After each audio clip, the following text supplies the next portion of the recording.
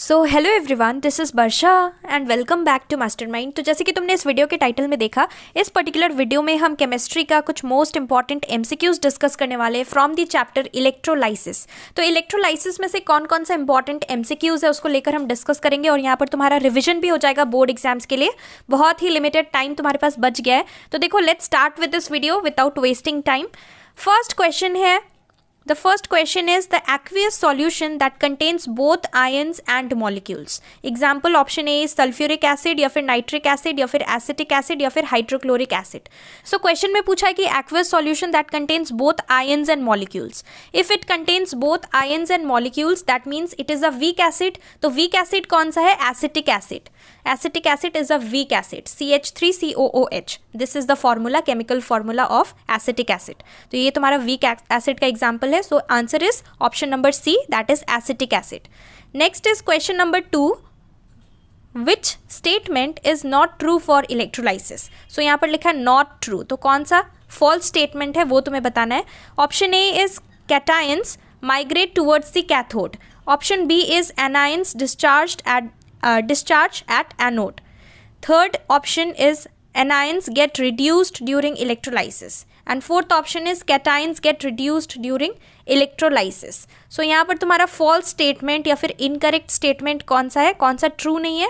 Option number C is incorrect. Anions get reduced during electrolysis. Anions they get oxidized during electrolysis. Cations get reduced होगा और anions get oxidized होगा. So this is the false statement. So option number C is correct. Moving ahead to the next question, that is question number 3.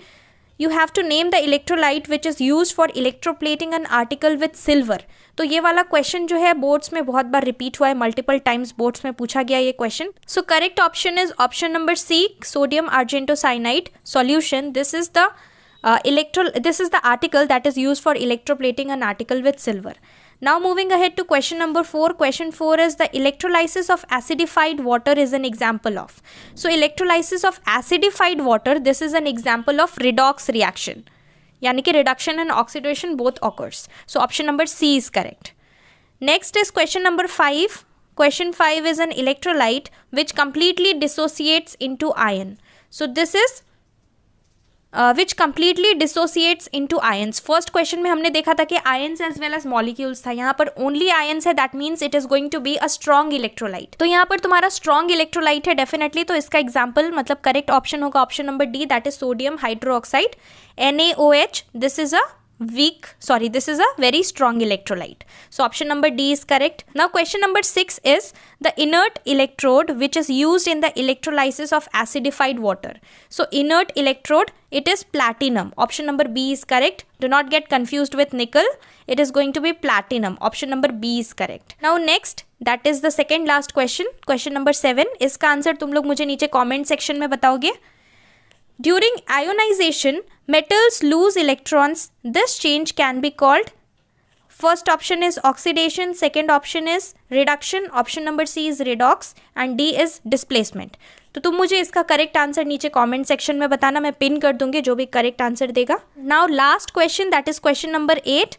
The particles present in strong electrolytes. So strong electrolytes में क्या होगा, देखो weak electrolytes में क्या होता है, ions और molecules दोनों प्रेजेंट होता है, but they are asking about the particles that is present in strong electrolytes. तो स्ट्रॉन्ग इलेक्ट्रोलाइट्स में मेनली आयंस होता है. So option number B is correct for question number 8. Option B is correct. तो यहाँ पे हमने कुछ इलेक्ट्रोलाइसिस का मोस्ट इंपॉर्टेंट एमसीक्यूज को लेकर डिस्कस किया जो कि बोर्ड्स के लिए इंपॉर्टेंट है और डेफिनेटली तुम्हारा रिविजन भी हो गया.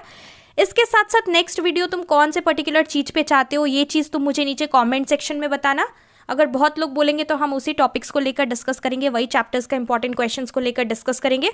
सो do tell me that in the comment section below. और डेफिनेटली बहुत लिमिटेड टाइम रह गया है, तो बोर्ड्स के लिए अच्छे तरीके से सीरियसली प्रिपेयर करो, क्वेश्चंस प्रैक्टिस करो और यहाँ पर तुम्हें मैथ्स भी करते रहना है रेगुलरली. मैथ्स का सिलेबस तुम्हारा बहुत वास्ट है और काफ़ी लोगों का मैथ्स अभी कंप्लीट नहीं है, तो मैथ्स पे फोकस करना. So that's all for this video. Thank you so much for watching.